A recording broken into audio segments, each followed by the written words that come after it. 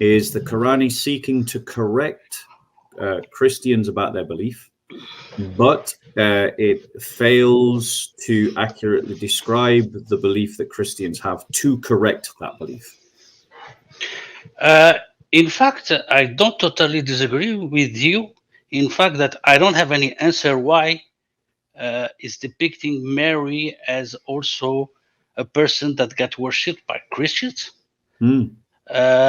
Is it because there was kind of a sect who was worshiping Mary at that time, or I have no idea? I'm going to tell you the truth. Is it possible? Is it possible? Just a possibility that it happened during the Christianity, a time where some people inside the Christianity was worshiping Jesus and Mary at the same time. Maybe, I said, I don't know. I have no history background about that, nothing. So my best educated guess is this: that the churches that existed in the Middle East are what we in academic circles would now call Catholic churches. And those churches, they venerated Mary as they venerate other saints, and they honored Mary, and they believed, and they still believe, they're still there, they believe in the intercession of the saints. And so they can ask Mary to do things. So when Muhammad was on his travels in Syria, I think he was exposed to that, and he didn't understand what he was seeing. And so he mistook veneration and the request for the intercession of the saints as actual worship of Mary as a god with Jesus and with the Father, which for Muhammad was Allah. And then he's taken that misunderstanding, and that's what we're finding in the Quran. And it's also what we're finding with Ibn Kathir, and he's probably making that same mistake. Now, it's important to point out that a significant minority of Christians don't believe or practice the intercession of the saints at all. And so it's not that all Christians believe this and all Christians practice this. But certainly at the time of Muhammad, all Christians that Muhammad would have been exposed to did believe it, did practice it, this intercession and veneration of the saints, including Mary. And I think that's where Muhammad gets his idea from. But the thing is, an all-knowing God should have known the difference between worshipping Mary as a god and venerating Mary and asking for her intercession as a saint. And if he disagreed with the idea of veneration and intercession of Mary as a saint, he should have been able to articulate and gone, hey, you think Mary can intercede for you. You venerate her as if she can hear your veneration. Stop all that. It's not true. But he doesn't. The author of the Quran thinks that Mary is taken as a god. And that is just nowhere near the truth. And there is no sect that treat Mary as a god that I know of. Okay, I understood your point. But my question is, when you ask, because in the principle in the Quran is the association. You're supposed to ask for help God directly, no intercession. So but maybe Muhammad or the Quran is pointing out that by asking Mary to intercede or to give help or to supply anything, not directly to God, there's part of association in making her like having superpower. Just a quick question. In your Bible, does it say that Mary is a prophet or has something special from God? Look, I don't know the Bible. I didn't read it. Just read some passages. This is an honest question. No, okay. Well, and what's your name, brother? Sean. Sean. So, I mean, I want to encourage you, Sean, to get yourself a Bible and to start reading it and to find yourself knowledgeable questions to ask such questions to. To answer your question directly, Mary is not called a prophet, but she is called the mother of the Lord. You know, and the reason why she's called the mother of the Lord in the Gospel of Luke is because she, when in her womb, is the incarnate logos, the incarnate word that is the divine Son, Jesus Christ, and a pre-existent person that has always existed, even before time itself began. And he has taken to himself a humanity, and that humanity is of Mary. And so she receives this title, the Mother of the Lord, which the church in the course of history gives her the title Theotokos, or Mother of God, is how it's badly translated into English. It probably is more accurate to say God bearer. And so, that's to answer that specific question. Coming back to your comments about the Quran, whilst I understand that your comments are, I don't think you can get around this statement. So if you go to Surah 5:116, it says, "And recall when Allah said, 'O Jesus, son of Mary, did you say to mankind, take me and my mother as two gods apart from Allah,' so equaling three gods." That you can't get around that. That's what the Quran is accusing Christians of believing, because obviously Allah is speaking to Isa. Isa is the one that brought the Injil, and the Injil is the people of the book known as the Christians. And so this is a correction being offered to Christians. But unfortunately, no Christians have ever believed in three gods. By definition, you can't be a Christian and believe in three gods. It's like someone saying that I'm a Muslim and I believe that there's another prophet after Muhammad. It immediately excludes you from the community of believers. Exactly. I agree. But in fact, as I said maybe there is, and the Quran is depicting Mary as an associator. He has a special divine power because she got the word in her womb. Mm-hmm. So that's why when we intercede, when she is asked to intercede, she is given somehow some kind of divine power. Do you understand? So yep. Maybe, I said maybe, that's what the Quran is asking us. So did you take her as a god? Meaning, are you worship her as a being who has divine power? So do you understand my meaning? Yeah, I think I do. But one second. Yes. The thing is, I heard you said the word in her womb.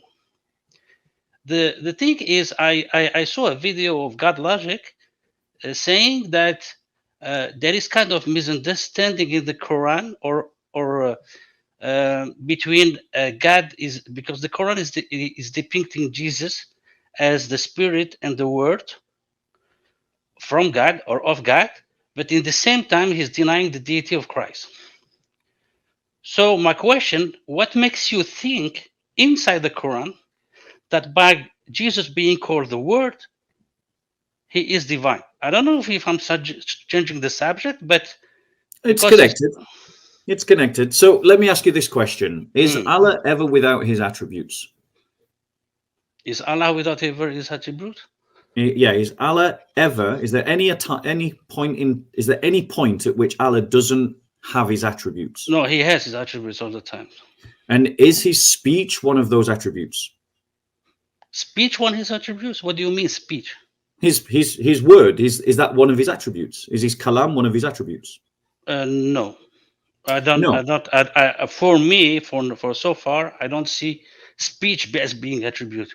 Okay, I know he's merciful, he's just, he's stuff like this, but speech, word, I didn't see that. I would suggest. I don't know if you know much about the Mutasilite heresy, but one of the debates that happened in ancient Islam was a debate about whether Allah's speech was eternal or not. Whether the Quran was eternal or not. I know about that. Yeah, I don't agree with it. The Mutassilites were the group that were condemned because they believed that the speech of Allah was created. Yeah, but that's why it's a heresy, by the way. And, yeah, and the Muslim who defend this idea of the words of the Quran is eternal or uncreated, they shoot themselves on the foot, in fact, because it's a big nonsense. So you disagree with the idea of the eternal Quran? Of course. Okay, there's only God who is eternal. Okay. For me, when I read the Quran, that's what it says. Right. So let me finish the logic. Let me explain the logic, and then you can reply. So if you take the assumption that God is never without his attributes, and speech is one of his attributes, then because the Quran says that Isa is a word from Allah, that this word is called Isa, he names one of his words, and that Isa is a spirit sent from Allah, then because the spirit is something that is one of Allah's attributes, therefore the logic is that Isa must also be divine. No, not at all. This is completely illogical. Yeah, that's fine. You deny that the attributes are. But I can explain why. I can explain why, if you want. Go on. Of course. Are you okay to let me explain why? Because the Quran explains what's the word. He explains it clearly. I mean, I'm going to give you an example. Is there any person or prophet called the word except Jesus in the Quran? To my knowledge, no. Nope. You're 100% right. Nobody's called the word except Jesus. Wait, say that one more time, because I get sometimes when I go with this subject, we get Muslims. I'm going to say it 10 times if you want. No problem. Say it loud for the people that they can hear loud. Yeah, very loud. There's nobody else, prophet or human being, called the word in the Quran. But you have to listen after. There are many things called the words. Right. So the question is, what are the other words? You have Allah's revelation. No, right? completely false. I'm sorry. This is not what the Quran is saying. Do you want me to go with this? No problem. I'm going to preview. First of all, people think that a word in English means a word. Right, but the problem is that, continue, brother. I promise I'm gonna let you continue. No problem. Thanks, Omar, for the super chat. We also have a couple of super chats I wanted to get to eventually. Just hold that thought. Bob, this was for you as well. They said from Norway, brother Bob, we met in 2022 summer at Speaker's Corner when I was on vacation with family. Don't know if you remember. It was so short an intro because you were busy and my family was waiting. God bless you both. So they wanted to give you a shout out because they got to meet you. And then we also have a super chat that's asking a question on Surah 3 verse 3. And just want to let you know, thank you for the super chat. It's a huge one. We're going to get to your question once we flush this out just a little bit, but we'll get to your question right after this. Okay. So I'll pull it back up when it's time. But thank you so much for dropping that super chat. All right, go ahead, Sean, break it down. I'm sorry. Okay, so the thing is, yes, you are right. I'm going to repeat again like this. Everybody is clear for him. The word is only called for Jesus and no other prophet is called the word. But God says in one of his verses that if the sea was ink for his words, it would not be enough. So what it means, it's not the words of the Quran or his revelations, because if you take other revelations from Noah till now, the seas will be much more than enough.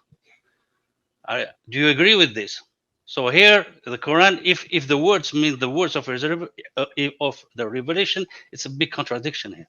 But the point is that this kind of picture metaphor that the Quran is using it's trying to say that if I remember that passage correctly, it says that if all the oceans were ink and all the pens and all the trees were pens, then even if jinn and mankind united together, they couldn't produce a surah or an ayah like under this Quran. So it's saying even if you had infinite resources and infinite time, you could not produce a Quran like you couldn't produce a verse of the Quran like this. So that's not a statement about the created nature. That's not what it's saying. I'm sorry, word. Because I have it in front of me. Go on. Which passage is it then? Is 18:109 or 31:27? Bear with us. 18. Let's have a look. 109. Bear with me. 109.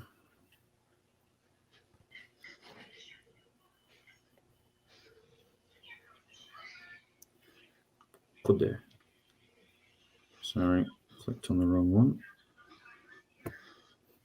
By the way, guys, 109. We got the verse. Yes. Yeah. Don't forget, guys, if you guys are watching, please hit that like button. It really helps the video get out. It helps the algorithm, people to see this. If you guys are enjoying this conversation, you love our guest, Sean, who's been pretty polite and respectful here with a good conversation. We got Bob here.